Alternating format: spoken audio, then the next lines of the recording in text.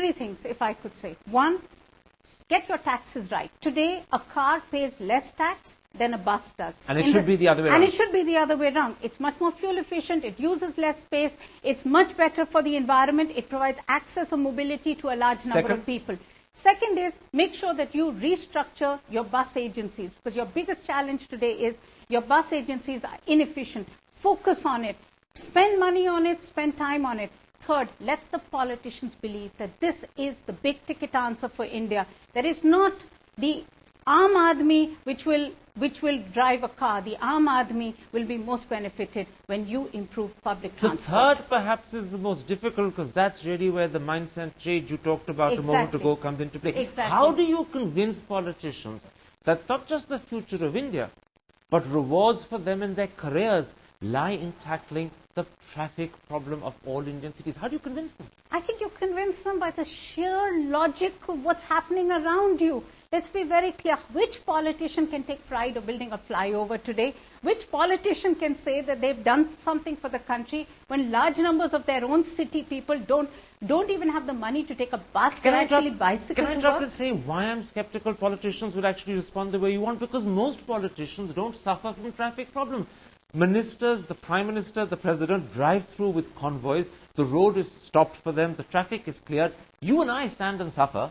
They just sail past. They probably have no idea what traffic congestion means. No, undoubtedly. And the tragedy of India is the tragedy of New Delhi in some senses, because it is an India which is not in India. I mean, Lutain's Delhi or Luton's Delhi, as you may want to call it, is one place in the world which will never have a traffic jam. But I think there is much more to this, Karan. I think my question is also to industry. Which Indian industrialist who has stood in front of their fanciest of cars has ever come out to you and said, I will make the cheapest, most affordable, most convenient bus, and I will stand in front of it and I will tell all of India that this is the way for mobility. So you're saying to Ratan Tata, it's not the Nano car India needs, although many Indians do need it, Absolutely. And it's a boon, but what India needs is the Nano equivalent of the bus. Well, he's also in the bus business, and I think he can be all our heroes if he was to now put his attention into making that bus which will drive not just a small part of India and will create all the congestion and the pollution,